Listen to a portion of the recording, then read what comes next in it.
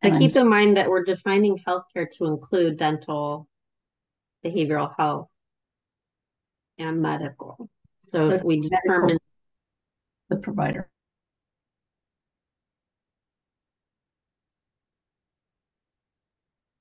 Joni, did you have something?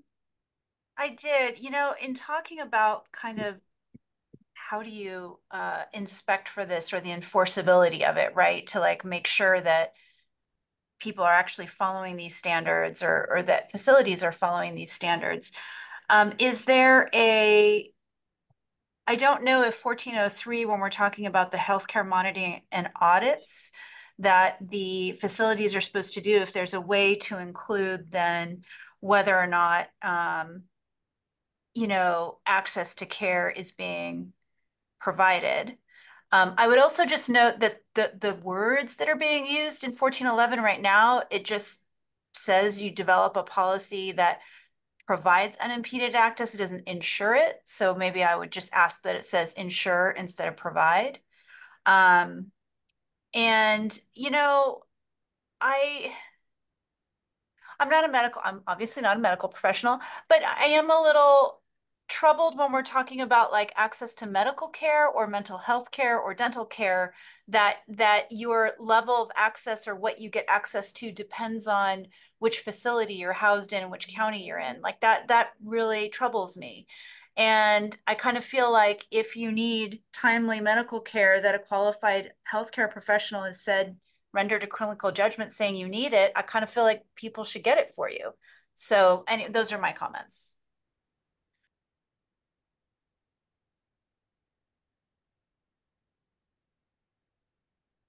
Meredith? Thank you. I feel the same as Joni, and I'm working on language. I will say, when we're talking about whether it's inspectable, the requirement here is to develop the policies. So I actually don't think that it would be hard to inspect for a policy.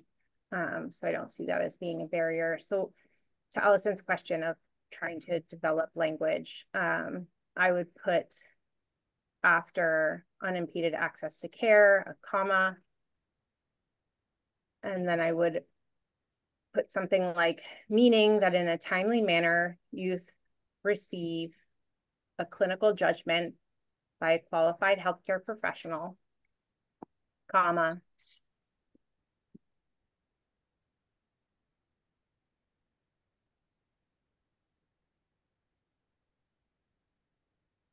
and receive the ordered care from an individual qualified to provide such care. And that is my effort to get at the issue that Amanda raised.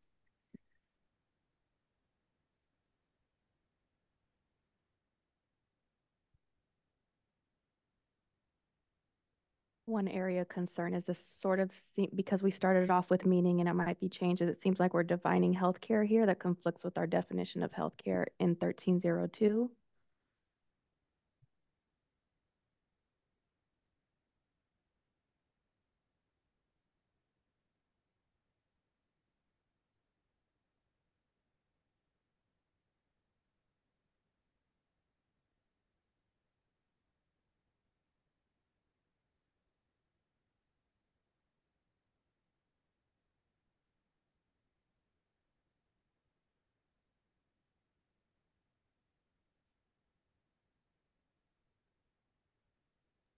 So specifically on that question, I think it's defining access to the healthcare, not redefining the term healthcare.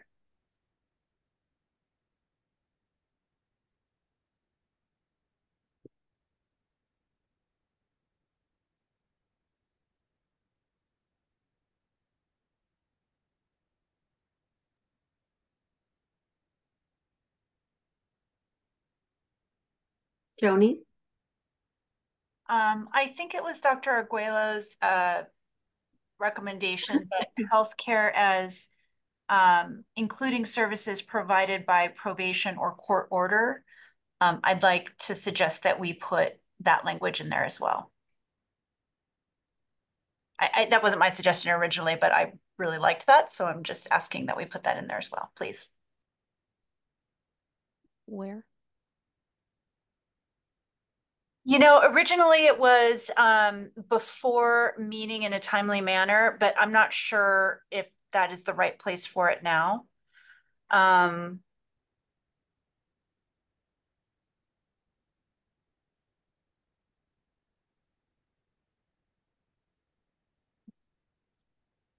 I mean, So I'm sorry, go ahead. I just wanted to point out that we're talking about Article 8, which is health services. And typically, the health services within a facility are delivered by health services staff and not the probation staff. And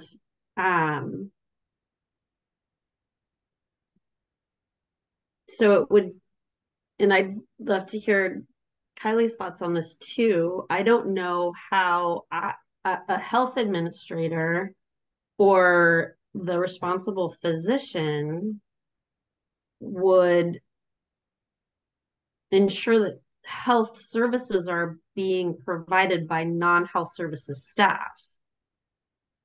I don't think this is the appropriate place to call something like that out. I think what we're talking about here is the provision of health services by licensed people in most cases.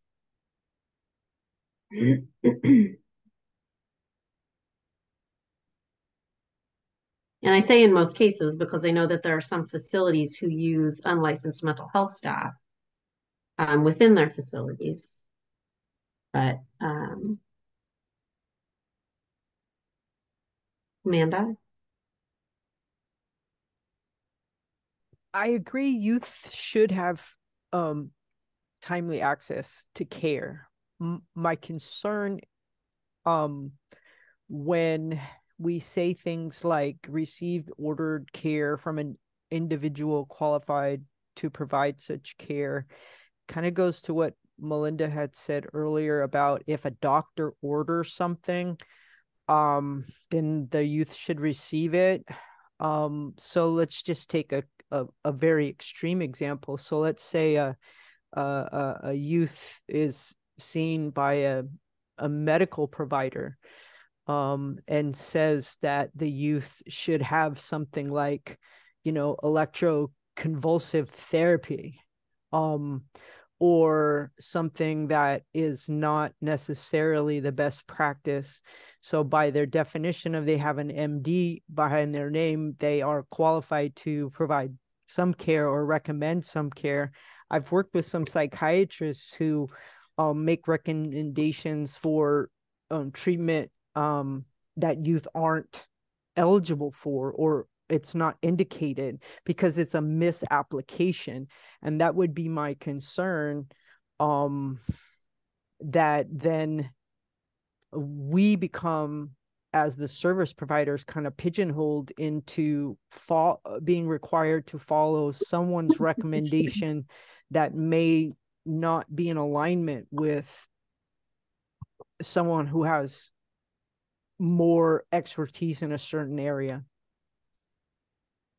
But I agree, everybody should get very timely services, regardless of where you live and what's available. If you need something, you should receive it.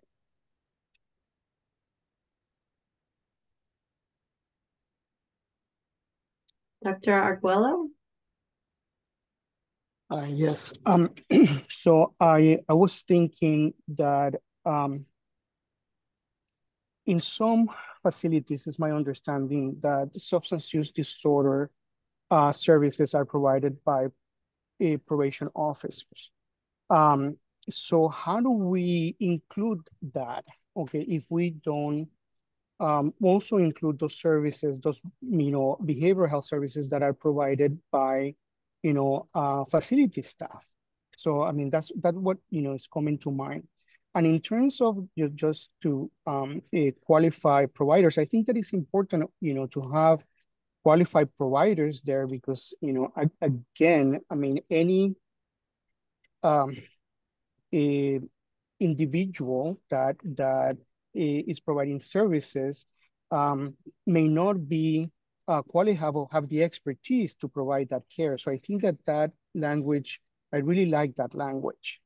So I just wanted to make those two comments about some of the behavioral health services that are provided by facility staff that are part of health, care.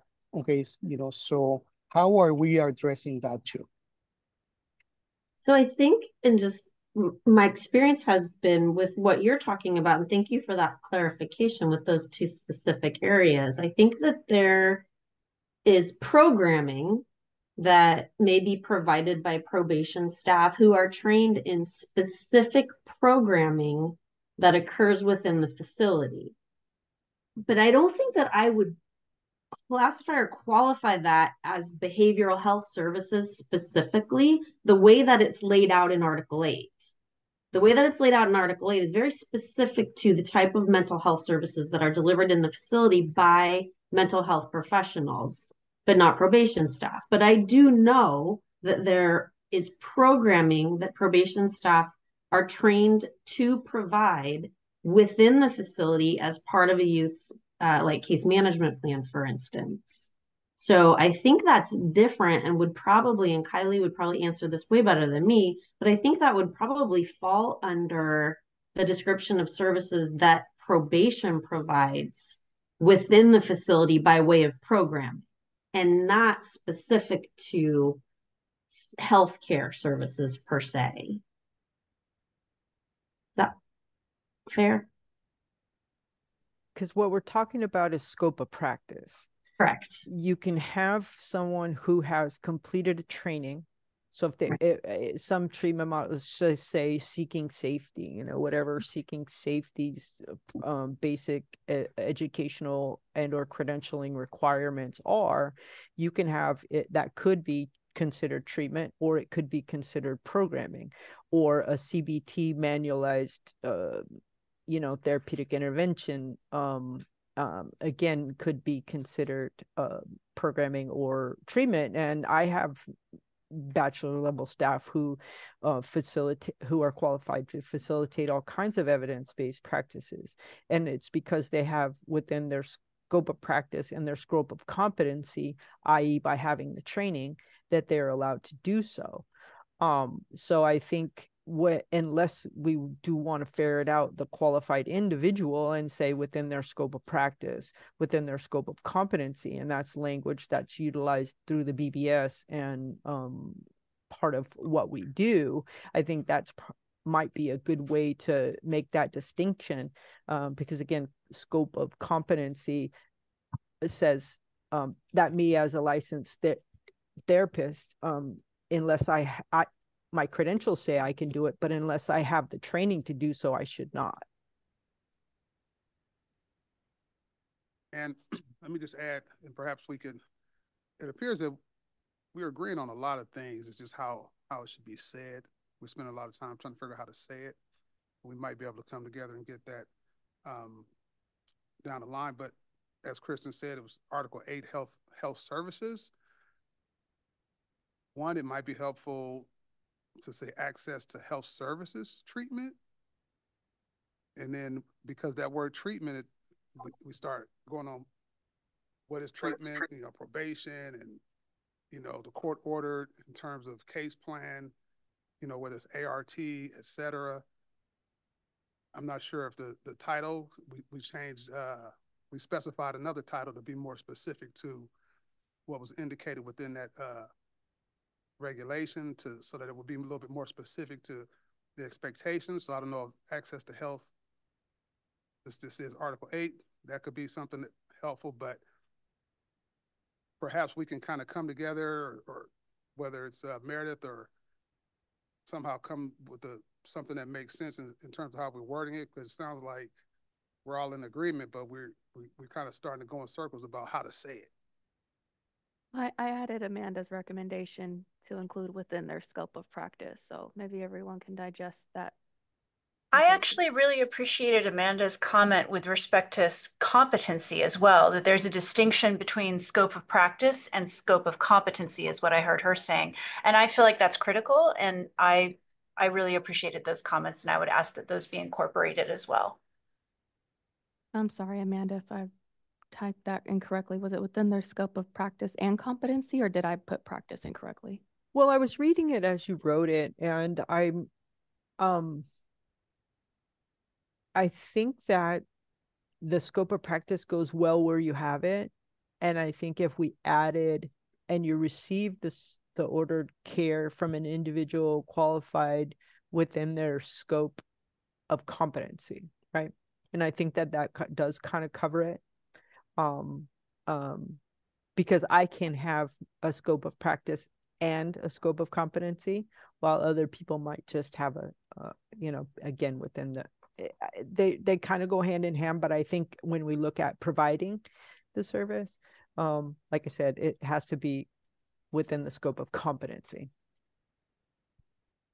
Thank you.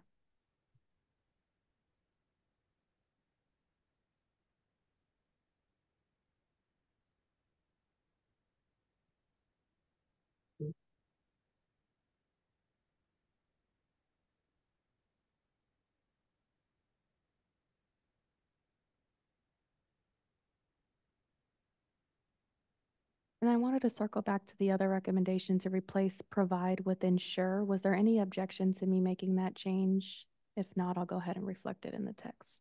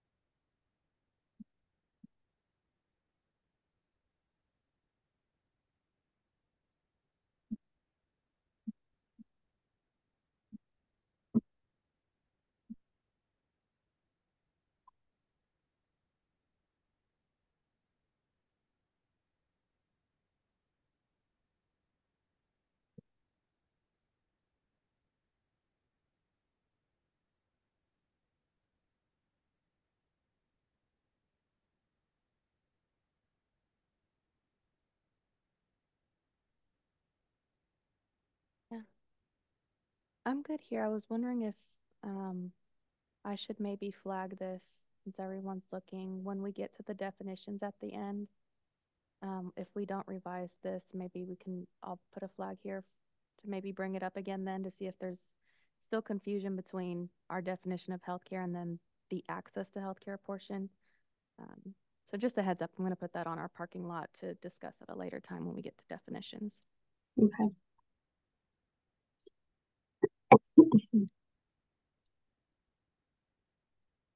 Okay. So are we done with 1411? Are we all in agreement with the addition of this text and then coming back to review it against the definitions at the end?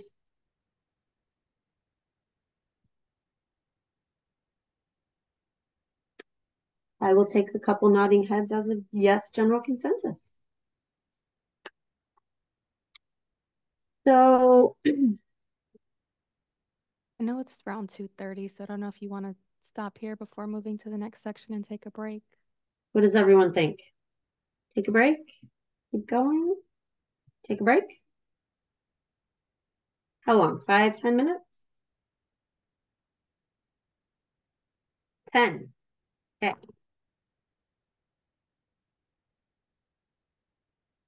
We're back at 2:43.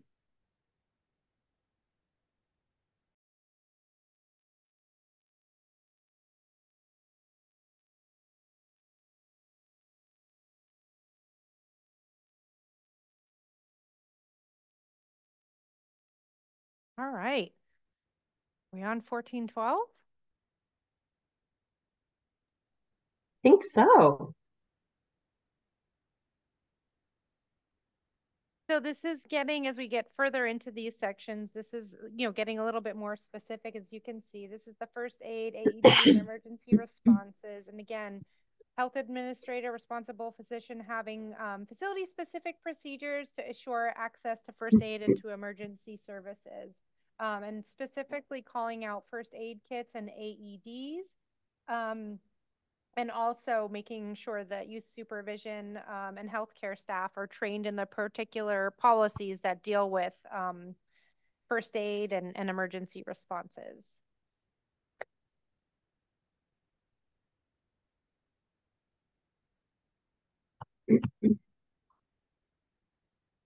We didn't have any recommendations for revision on this one. Mhm.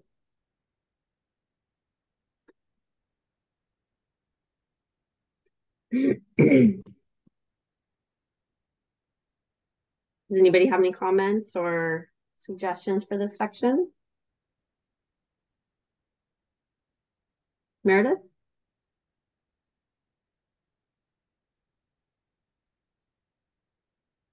Thanks. I was just going to offer that the National Commission on Correctional Healthcare has some additional sort of components that I thought the work group might want to consider. So under the standard for emergency services and response, the National Commission has so I think it would be like a C under here, a standard that facility staff provide emergency services until qualified healthcare professionals arrive. And then like a D would be the health aspects of the documented emergency response plan are approved by the responsible health authority. I'm having a really hard time hearing you. I'm sorry, Meredith. We're having a really hard time hearing you in here. I bet that will help. That's help. Yeah, better. Okay, Can you start over? Sorry. Yes. Sorry about that. The reading gets long. So the national standard has an element that says the facility staff shall provide emergency services until qualified healthcare professionals arrive.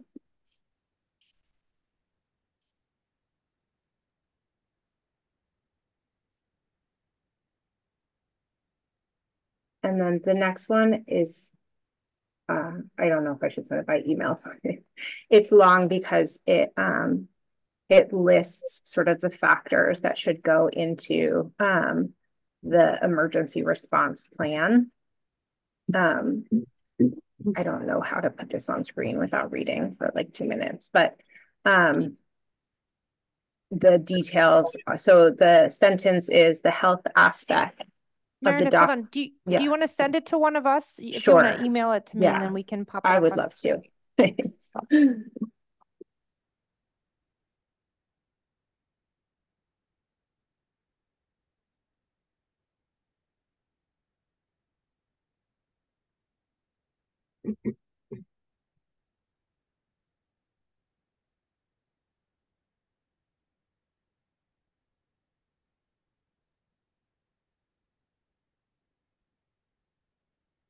Still waiting for the www to deliver it to me. Kylie, did you have something? I was just going to mention briefly that the additional C is what you receive in first aid, CPR, and AED is that you have to continue care until a more qualified individual arrives on scene. So I don't know if it's redundant in that fashion, but it is part of the training.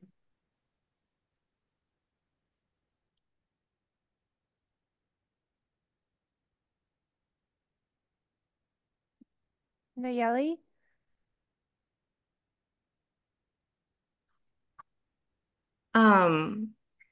I saw that the AED was listed, so I was wondering if it made sense to list out Narcan, considering, recent overdoses that have happened in juvenile facilities.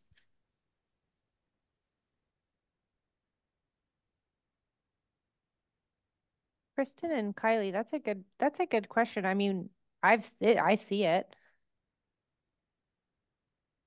So I guess the first thing that comes up for me is, and I'm looking into the section for intoxicated 1431, intoxicated youth and youth with a substance use disorder.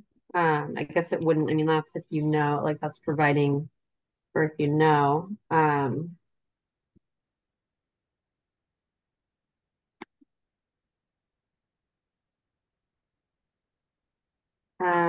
This would be the first mention of Narcan anywhere.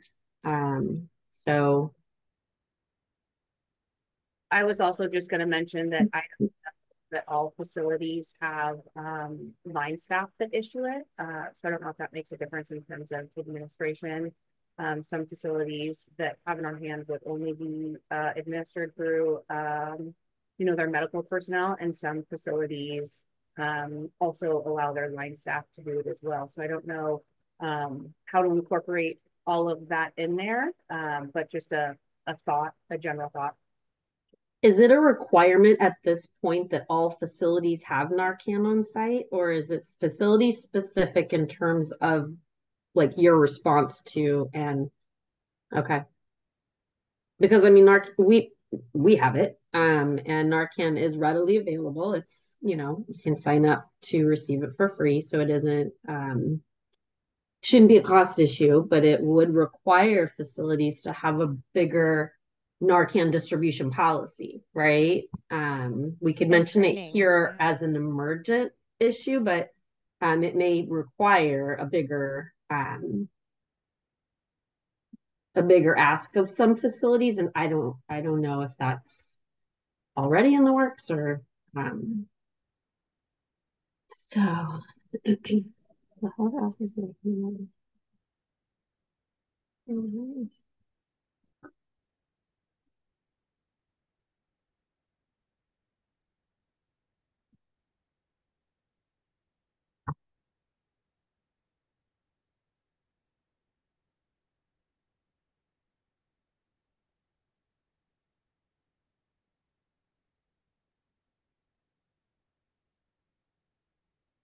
Wow. Just kind of musing with Forrest.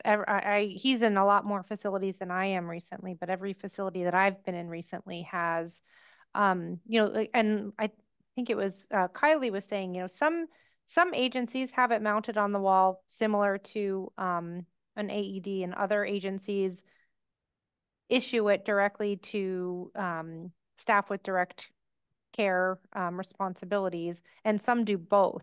But I don't know where that, I don't know if it's a public health thing, like an OSHA thing. Same thing with the AED. I remember when that came in, and so I'm just kind of just thinking out loud. Just you don't see it in every facility, but the staff might have it, assigned on their belts. Yes, I work a lot of the northern region counties, some of the smaller counties. I haven't experienced a lot of or noticed a lot of the use of the Narcan or the staff carrying it. Not to say that they don't have it in a emergency location somewhere, but I just haven't experienced that regularly.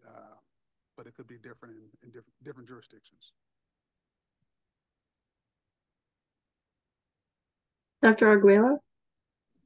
Yes, I was going to mention that I fully support this recommendation to have Narcan. And also I want to mention in terms of burden to the facility, there was just recently the governor released in a press conference that the Narcan costs, has been decreased about 50%. I mean, significant. This should not be a burden to either buy or to train individuals at the facility. And as we all know, it saves lives. And I'm unaware of any law, but that's something that we can find out if there's a law, because I know that later is mentioned that, you need to provide it to a youth that has opioid use disorder. And upon discharge, you have to do that. That's per law. But I don't know if there's a requirement to have it in the facility, but it makes sense. It really makes sense. Well, yeah, and there's also the naloxone distribution project where you can get, you have free access to it. So yeah, no, I agree. It shouldn't be cost prohibitive for any facilities. I just think that it's not been, I just didn't know. Like we've had it for a while, both for distribution to youth and for use by staff within the facility. So, but I don't know if we mention it here or not. So, Dr. Barnard? Hey, I agree with everything that's being said. I think this is new and important to include in the emergency response section. And I was just gonna share that NCCHC does have a position statement. It was adopted October 2021. It's called Naloxone in Correctional Facilities for the Prevention of Opioid Overdose Deaths. And I can read the recommendations if that would be helpful.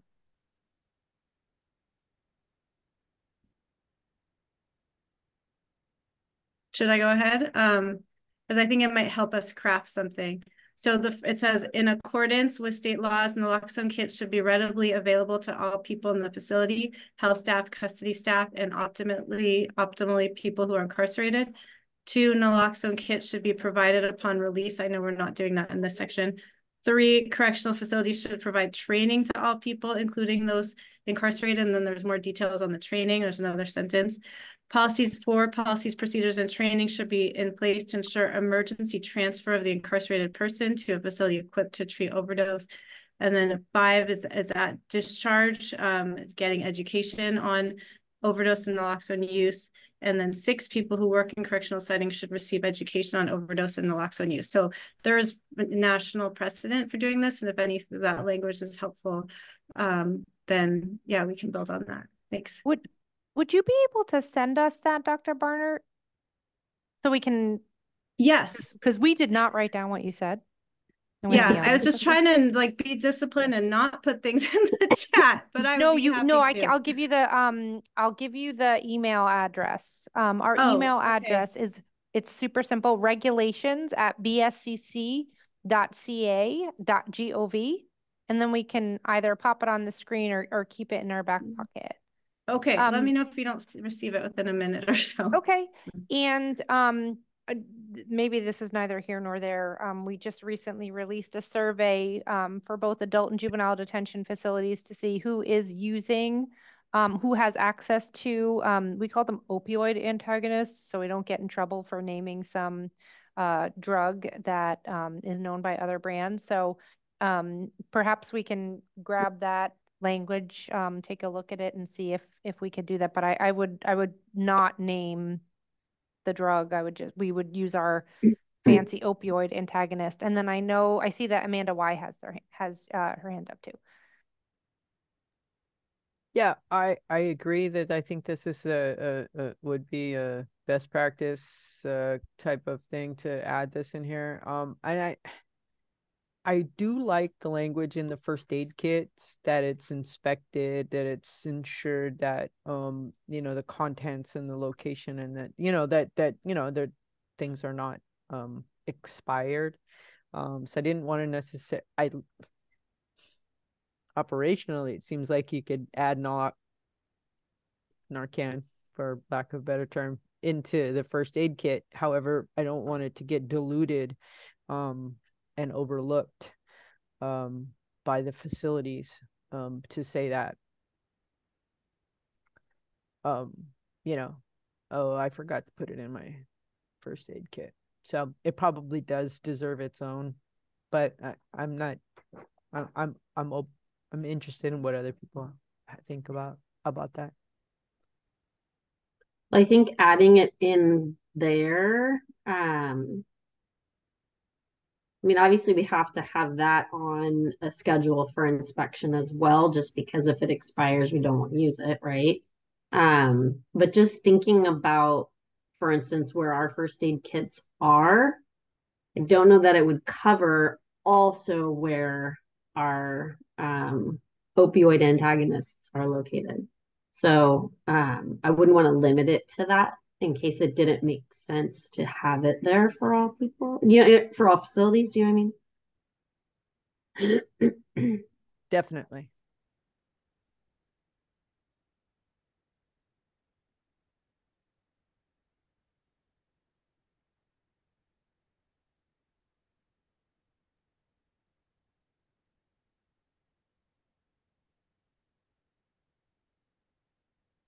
And thank you, Naili, for bringing that up.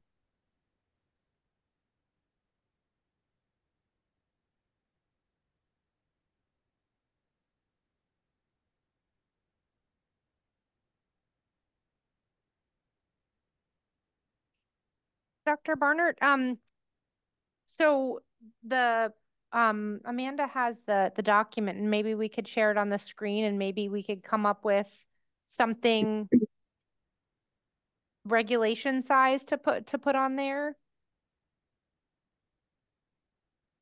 That sounds good. I would go to page 2. The first page is just the introduction. Yeah, the 1 through 6 is the key part.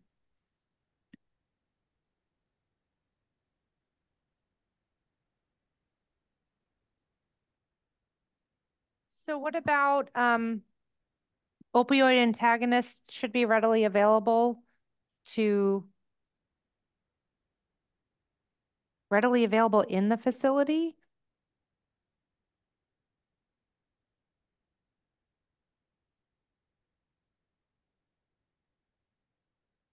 In my understanding, and please correct me if I'm wrong, I'm going to make a comparison with the AEDs. I know that if you purchase an AED, you're required to do the training. And my understanding is if you have Narcan in the facility, it might even be OSHA, that people have to be trained to use it. So I don't know if it's kind of make it similar to the AED section where we say opioid antagonists shall be available in each juvenile detention facility, period, and leave it like that and let the facility adhere to whatever the standards of care are for that, which may change over time. And again, I don't know if there's state law or anything for that, but that would be my recommendation. Yeah, I agree with that, Allison. I think we can just leave it at that it's available for use within the facility. I don't think we need to call out.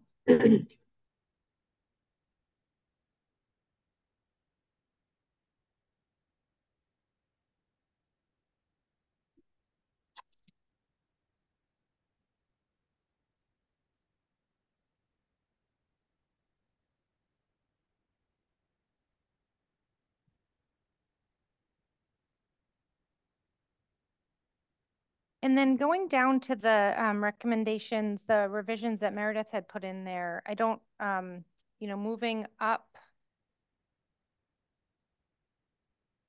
Make my screen a little bit bigger so I can see.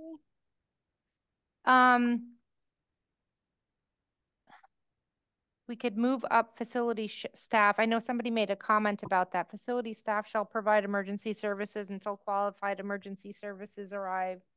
I would, pop that up into that first sentence. And then, so where it says facility staff shall provide, I would put that up under to assure access to first aid and emergency services. And then, and I'll just stop for a second. And then I'm gonna, I see the health aspect, all of those statements. I mean, that's a very specific, policies and procedures shall include kind of a list. So just looking to the group for thoughts on that. I assume that's sort of what a emergency policy and procedure would look like. The difference here would be making this regulation prescriptive so that at least at the minimum, the plan would address these things if they don't already. Maybe Kristen and Amanda can speak to that. Yeah, and it's really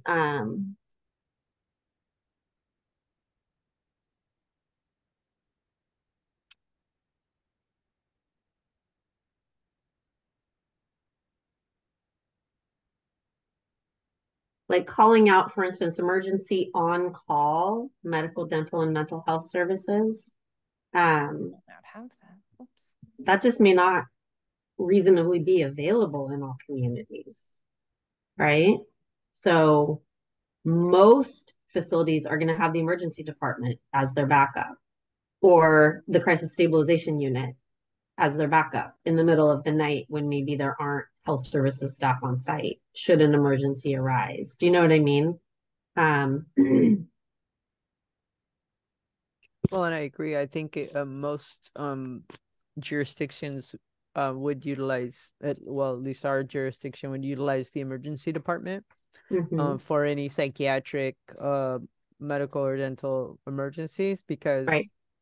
you know especially in a psychiatric condition, our ACSU is not going to take anybody until they're medically cleared because they're not a medical facility.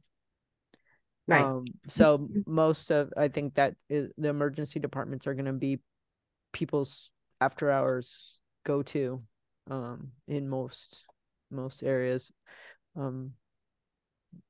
We do have some on-site or on-call behavioral health,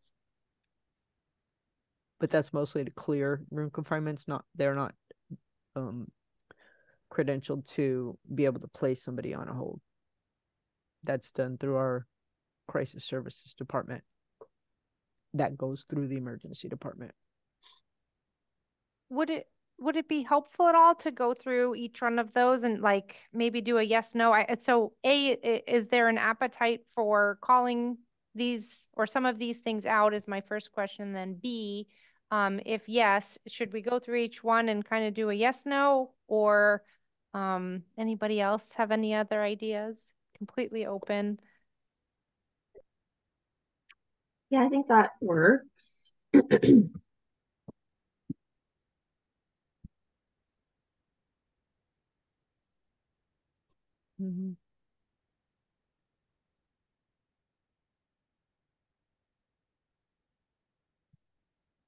But I guess I'm stuck on the way that the first sentence reads as I consider that in terms of the list of 1 through 8. Right. The D or the first sentence? The D. The health aspects of the documented emergency response plan are approved by the responsible health authority and facility administrator and include at a minimum. And I would recommend, so the first sentence of this regulation, Amanda, would you mind? Yeah, thank you. Shall establish facility-specific policies and procedures to assure access to first aid and emergency services. Facility staff shall provide emergency services until qualified emergency care services arrive. At a minimum, facility policy and procedures shall include at a minimum, and then you could even do keep A, B, C, and then the 1, 2, 3 part to kind of collapse it all together rather than having these 2 sections that require policies and procedures. Rather than having chunk, chunk, chunk, chunk, more chunks. That is the words that my brain has been reduced to at this point in the day. Sorry.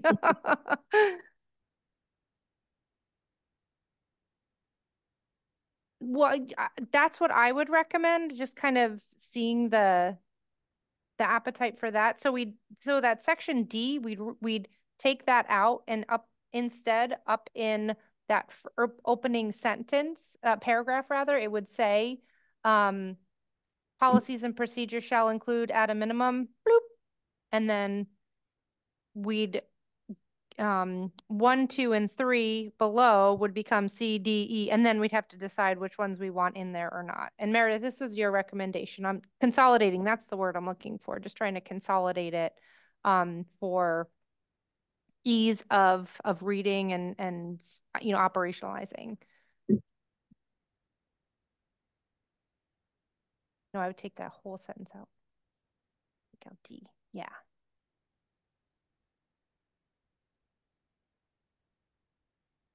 I don't think so. I don't know, Meredith, if the emergency response plan is different from the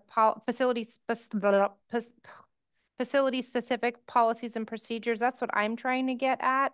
Again, I'm all about consolidation here. So the way I would read it is that we don't need D because already up above you have facility-specific policies and procedures that are written in collaboration with those 2 entities, and they're going to require at a minimum. So I don't think you need another, because here we are calling out this documented emergency response plan when it could be the policies and procedures for emergency response. Does that make sense?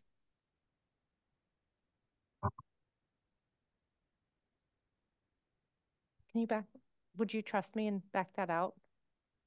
Maybe if we see it, it would be, to me, it makes sense in my head, just trying to, because it looks like we would be requiring another document, and then one would become, yeah, just like that. And we can rename and number them.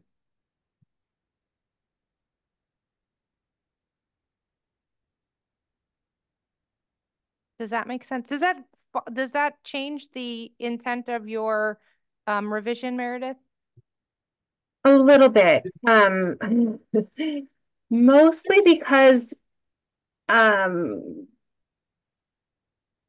this is a challenge I have with pretty much every single one of the health Article 8 regs, but not all. Most of them are requiring just a policy as opposed to actually satisfying and executing a standard. So now what you've done is made first aid kits. Now the regulation just requires a policy of first aid kits as opposed to requiring first aid kits. So that's my concern with these edits. And you know, if you're asking for my opinion, it should all be a substantive standard, because just, you know, what's even the point of doing annual inspections if all you're looking at is the same written policies? Yeah, and I wasn't trying to do that. You're right. I this is the difficulty of trying to, you know, figure this all out. I hear what you're saying. So if we took out policies and procedures shall include at a minimum. Sorry, Amanda. Section A is first aid kits. Section B is AEDs. Section C is opioid antagonists. And then section D, rather than, so here's my attempt at consolidation. I hear what you're saying about policies and procedures. And I don't know if there's a better, like you saying the word plan. I mean, for me, it's the same thing, because the policy in a facility is this is the standard, and the procedure is the staff. This is how you do it. So I don't ever look at a policy and procedure as just a piece of paper. When we do an inspection, we're looking for the policy, and then the procedure tells us how staff are doing the thing. And so we look for documentation or some evidence that, like, the procedure tells us what to look for the evidence for how they're doing the thing. So if that helps at all, I just don't want you to think that we're like, oh, you got a policy, oh, you're good. That actually helps a lot, and I'm happy to hear that. I will say that I've looked at a lot of the county inspection reports, and when they put into the comments why they're finding that there's compliance, they just cite the written document, as opposed to what you're speaking about, which is actually looking to see if it's being complied with. That is something that we are working on improving heavily in our inspection reports. It is an expectation of mine and direction to my team that they write what the evidence is that they're looking for. So I can to having gone through 700 of these inspections, I literally have to show them where my trauma and first aid kits are. We have to show them on each unit where they're located. And that's because this standard actually requires that. What I'm saying is, if you then just required a policy to have those things, then that would be all you would have to show as your policy. So I agree, as currently written, it would require that, and the amendments were the problem. So, but Allison, just to get back to like what the effort you were making here, I actually agree with, because the national standard is about the plan. So as compared to the other things that ought to be like, do you have the emergency kit, etc., this national standard is actually about the response plan. And so if you leave it as D, and D is speaking to the plan, not to these other substantive requirements, I think it lives better that way in the regulation. Hopefully that's making sense. What does D say? Well, it was deleted. No, I know. Okay. So we that's what we have it over here. We can find it again. Yep, there we go. Look at that. The magic of the undo button.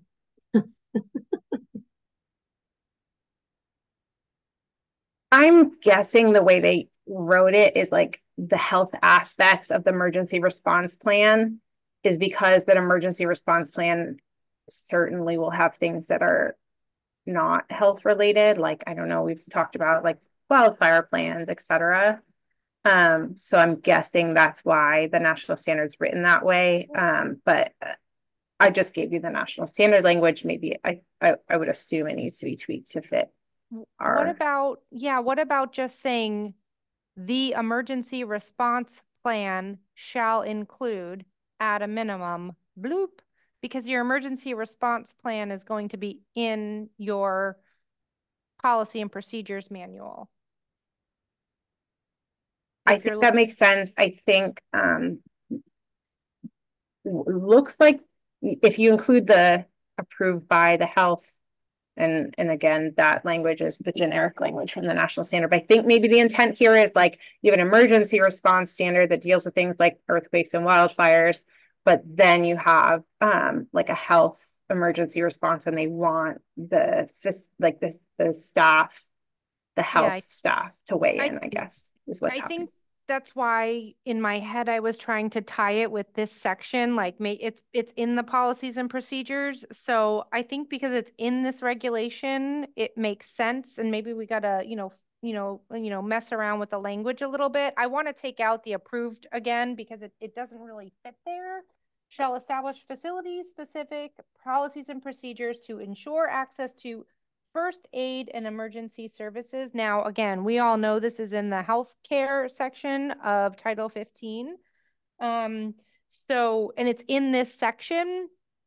So I almost think that it would be safe to say that the emergency, the facility, that policies and procedures for emergency services, for first aid and emergency services shall include at a minimum. And then it's, I mean, again, this is all in one regulation, and the person developing this policy and procedure and emergency response plan is the health administrator. So I'm not uncomfortable with like keeping it all with the same language.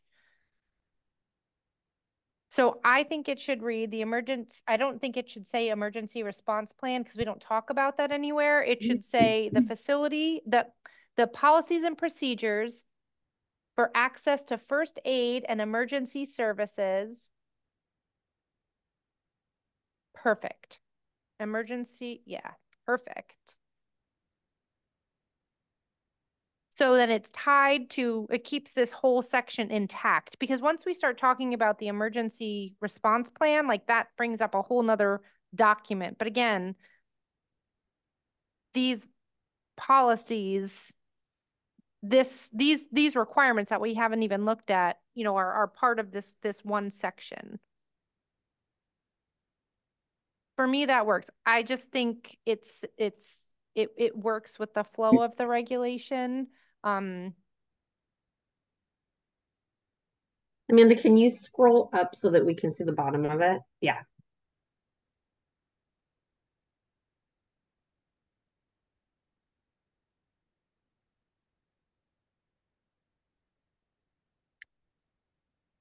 Joni, you have your hand up?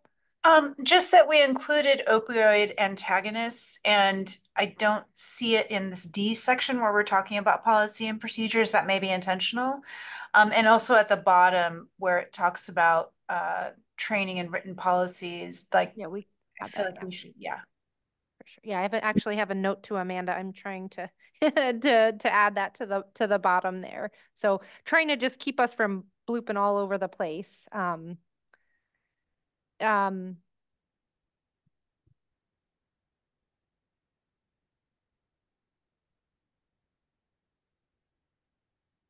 I don't know. So I guess I'll say again, that 1 through 8, very prescriptive again.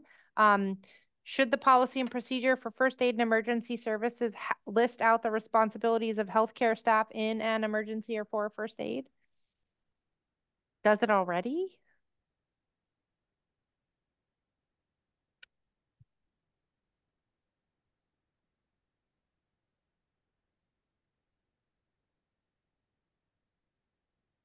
I think if you're going to call out responsibilities of healthcare staff, you'd have to say when on site, because most facilities don't have 24-hour care within their juvenile facilities. And I think that number 5 under D, I get the intent of it, but I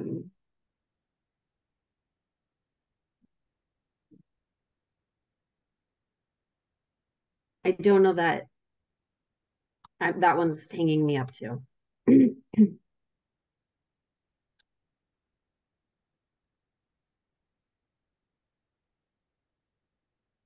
And then number 7, alternate backups for each of the plan's elements. So would this be backup plans for all of 1 through 8?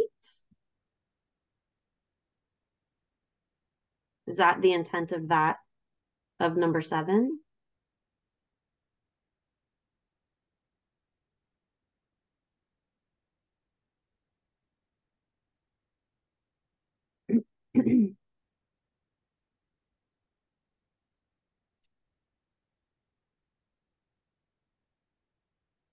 I think what I'm struggling with this list, not that these things aren't completely, that they should be part of an emergency plan, but I think about first aid and emergency services and think of agencies that have 24/7 healthcare versus some that have maybe on call during the night. And the point of this regulation is to make sure that there's a policy and a procedure in place so that if there is an emergency, a kid falls and bonks their head and loses consciousness, as an example, what is the response? Like, and I'm making a couple things up, but so again, the facility policy isn't going to be able to call out every single thing. But in the case, if their policy said, so the kid bonks their head and they lose consciousness and the facility healthcare staff is not available, the policy would be and the staff would be trained to, call 911 or backup or whoever, render first aid as you've been trained. I'm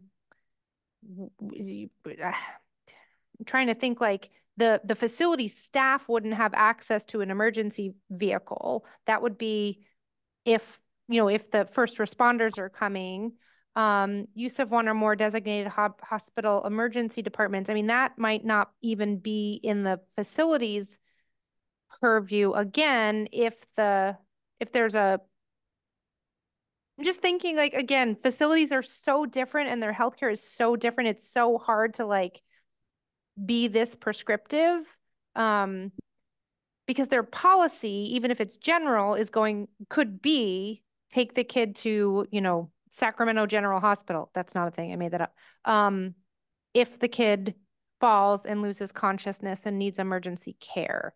So I'm thinking about how to achieve that balance of the facility needs to, and the staff need to be trained, both healthcare and youth supervision staff need to be trained and understand what happens in the event of an emergency.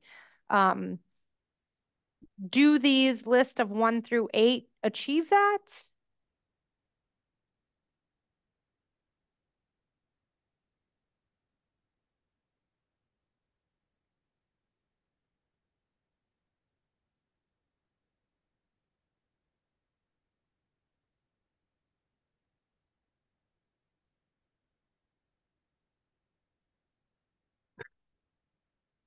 What issue do they solve by putting them in there, or what's the intent of putting them in there?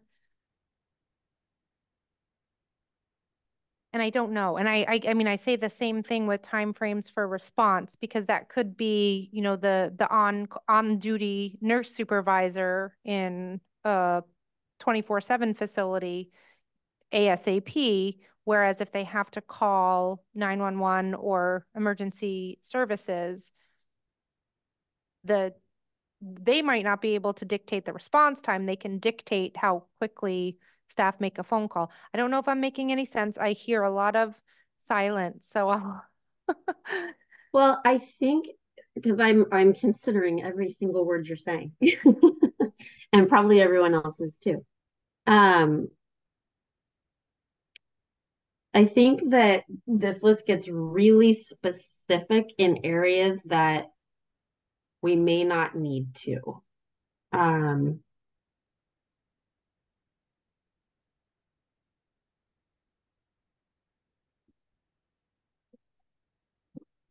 Because in an emergency, the time frame for the response is right now, right? So I don't think we need to call that out. If it's an emergency, it's an emergency. It's 911. I think that, you know, in these policies and procedures, there's, you know, a consideration for all hours within the facility. So if there's health services staff on site, here's what happens. If there's not, then here's what happens. So going into an alternate backup for each of the plan's elements also wouldn't be necessary to call out because the policy and procedure would be incomplete if it didn't include all hours of the day and what is supposed to happen, right?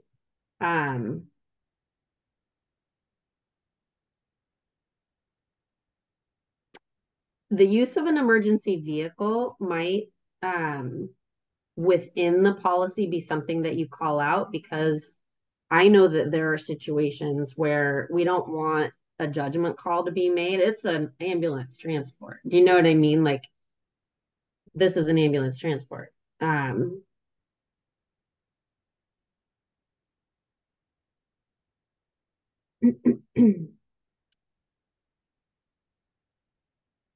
then procedures for evacuating patients in a mass disaster. I think that's absolutely necessary. But this would point to probably more of a probation spelled out policy. I know that, you know, our community in Sonoma County we were evacuated twice from our facility, and we learned a lot from the first time. So in terms of, you know, what happened the second time, we were way better positioned to, you know, be where we needed to be, do what we needed to, grab what we needed to grab when the facility was being evacuated. But in terms of the actual physical evacuation, that was probation staff that was doing that. So I don't know if there's somewhere else that that's called out within Title 15, like for a whole facility evacuation, because we wouldn't just be evacuating patients, right? We'd be evacuating the entire facility. Would it make sense to perhaps broaden, so we say include at a minimum responsibilities of health staff, training, and some of these seem like they could be grouped, you know, the emergency transportation procedures that can be kind of look like there's a couple bullets there, numbers there that could cover one. I mean, if we broaden it, we don't have to be so specific. We leave a little room for the facilities to kind of develop their procedures.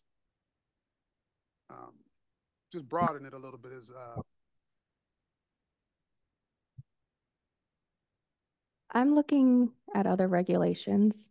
So D1, responsibility of health staff, is actually already covered by 1324 policies and procedures. It's required to include responsibilities of all employees. 2 through 5 appear to be covered by 1437.5, transferred to a treatment facility. Imagine all of those would be included through there, how they're transferred, where the location is, 2 through 5. And then subsection 6 appears to be covered by 1327, evacuation during an emergency. So I say all that to say I'm not sure these need to be here because they are somewhere else right now.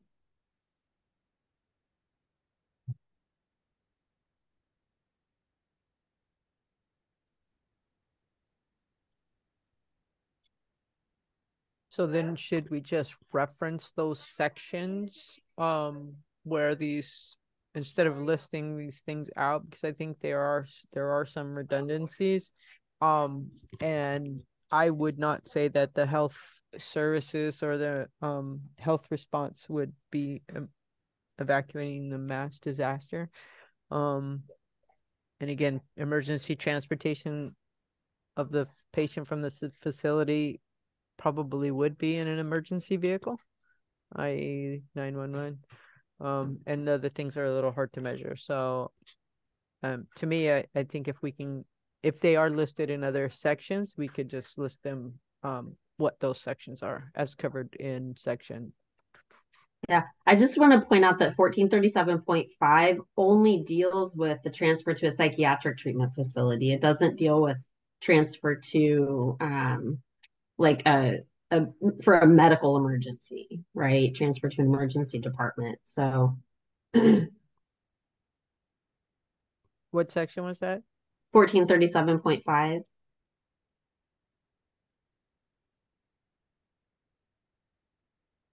So that's not considered a treatment facility? Is that what you were saying? Well, I'm just saying that when we're considering, an emergency response to something, we're not just considering a psychiatric emergency. We would be considering any right? So kid falls and cracks their head open, loses consciousness, breaks their leg, whatever it is, but it's not just psychiatric. So this 1437.5 only points to whether they're a danger to themselves or others, or to be gravely disabled. So like a 5150. Yeah, it does not include medical. Right. So we just have to consider both when we're talking about how we respond.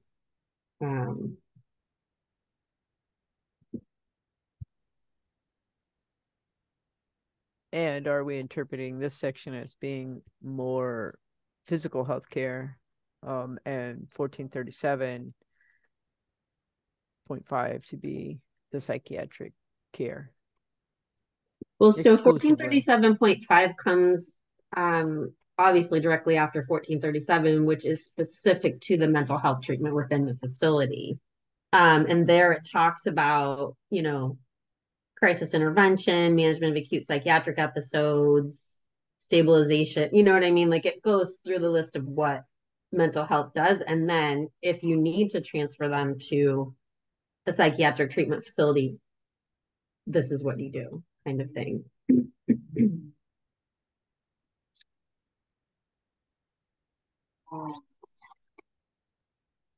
Yeah, we got a lot of work.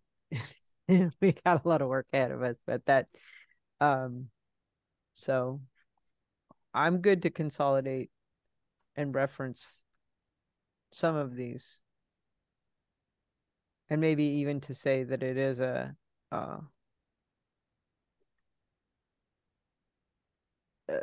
in this section, it's about the physical health care, and ensure that mental health with a caveat that mental health services and transportation for emergency care would be covered in a different section. So I want to be mindful of time. It's 3:35 and we are slated to go until 4. And we still have about 30 regs to review. And we still have to do public comment for today. So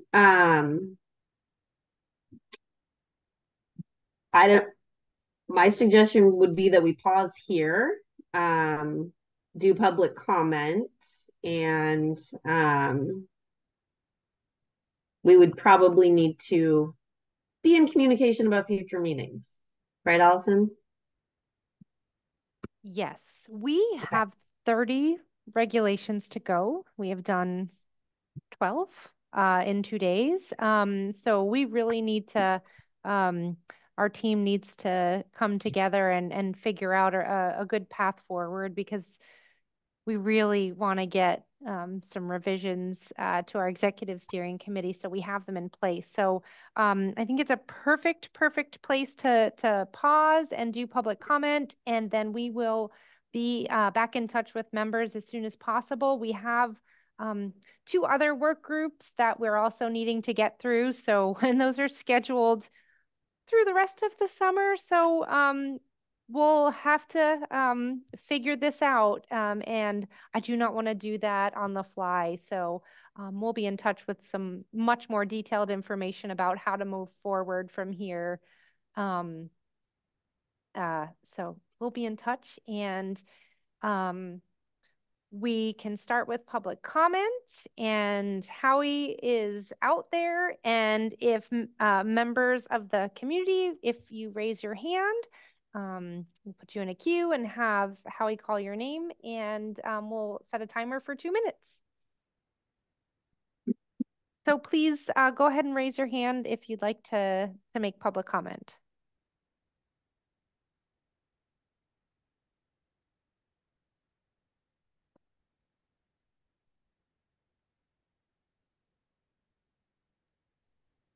We have no one raising their hand at this time.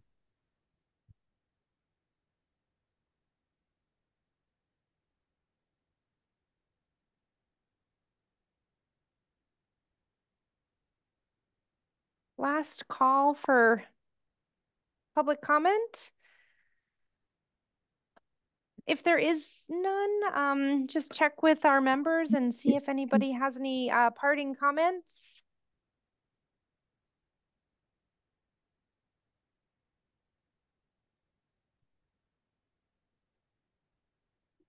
Oh, Amanda, you're on mute.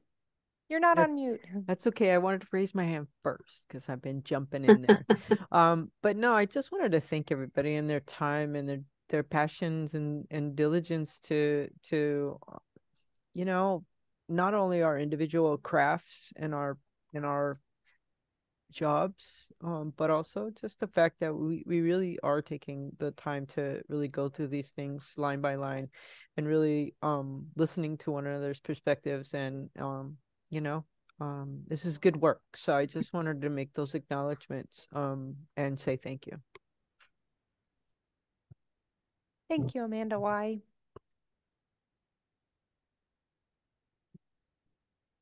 I would echo that. This is probably the most, I mean, all of this is important. You know, it spans a really long period of time and lots of input and discussion. So we really appreciate your time and your input. And we will be back in touch shortly with some options for meeting in the future and going over what we've done so far, and getting through the remaining regulations in our section. And please, you know where to find us. You can email us at regulations@bscc.ca.gov if you have a question as a member or a member of the public. And yeah, Kristen, over to you. Well, I look forward to coming back. I think, I echo what Amanda and Allison has said. This is really important work, and I really appreciate the thought that everyone has put into this and the passion that you all bring to this process. I've worked in facilities for a long time, and I firsthand know the importance of providing medical and mental and dental care to youth. And being there, it matters. So thank you. And I look forward to seeing you all again soon. Thank you, everybody. Thank you. Thank you.